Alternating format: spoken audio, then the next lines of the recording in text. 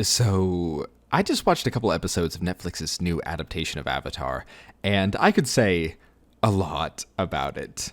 But you see, my dear viewers, a lot has already been said.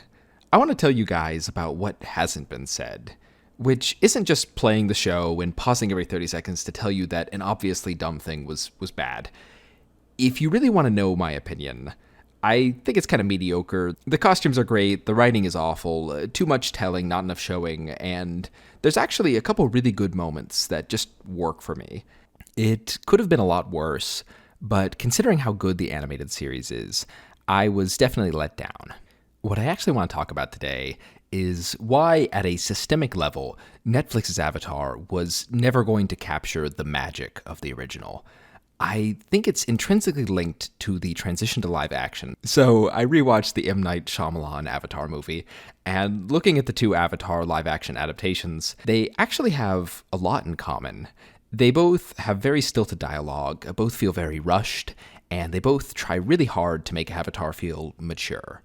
And frankly, they render the material kind of joyless in the process, which is really interesting because a lot of adults flipping love Avatar. My generation of 20-somethings will involuntarily gush at the mere mention of Uncle Iroh. If you come away with one thing today, I want you to understand that Avatar being a kid's cartoon wasn't necessarily holding it back, that its role as a kid's cartoon might have actually been a strength. Avatar's TV Y7 rating on Nickelodeon obviously did come with some serious drawbacks. The show often really strains against the fact that it's simultaneously about genocide and war, and it's also for kids. But overall, a thing I'm not seeing people acknowledge is that there was a liberating aspect to the show's original position.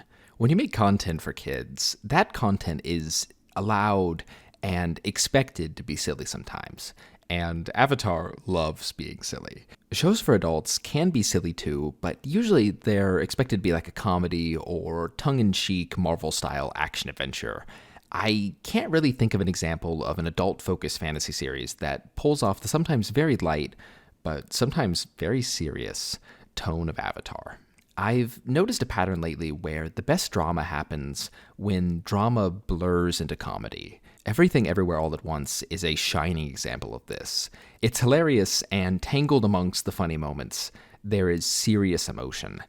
And I think this is because, fundamentally, the experience of being an intelligent monkey on a wet rock in space is simultaneously absurd, gross, and funny, but also intensely emotional and, on a level, deeply tragic.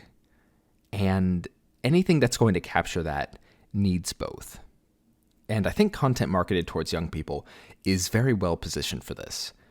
Besides Everything Everywhere All at Once, two of my other favorite emotional stories come from Adventure Time and the funny midlife crisis kiddie movie. Media that is designed to be friendly to kids, but where adult writers had the freedom to express their serious emotional lived experience. It's very telling that Adventure Time had the privilege to grow with its audience, but even now that it's on HBO, it's still pretty kid-friendly. Adventure Time's team understands that what makes good television is emotional authenticity, not just the ability to burn people alive on screen. Anyway, back to the live-action adaptations. Beyond their execution, they have one key systemic element in common. Live-action bending is very expensive. Live-action Appa is really expensive, and because of that, they have to have these massive budgets. And because of that, they need to appeal to as many demographics as humanly possible. And for the money people investing in the show, that means the demographic of people with sticks shoved up their ass. The kind of people who would have been turned off by a live-action show about a kid acting like an authentic child, because that would have come off like a kid's show. It creates an interesting situation where the animated series is a show about kids written for kids, and thus the kids act like emotionally authentic children. Aang starts off the series very immature, and it's largely his coming-of-age story. And the live-action series is a show about kids written for adults, and the kids act like tiny, emotionally stunted little adults, constantly delivering wooden dialogue and pseudo-philosophy that I just cannot imagine a child uttering. And paradoxically, more adults enjoy the one written for kids because of that emotional realness. We were all kids once, and when kids are written well, we can relate to that. But anyway, I think a lot of the problems the two live-action adaptations face can be traced back to their massive budgets constraining them from making positive creative choices. One of those creative choices was sanding the edges off of some of the characters. They made it so Sokka isn't initially sexist anymore, which deprives him of his later character development. They make Katara less angry, avoiding the angry woman trope, but making her feel really defanged as a character. And Aang no longer runs away from home. Now he was just out for a ride to clear his mind. So he never abandoned Gyatso, he was just unlucky.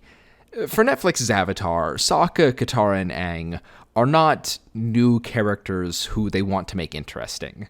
They are extremely expensive existing IP that they are very afraid of damaging.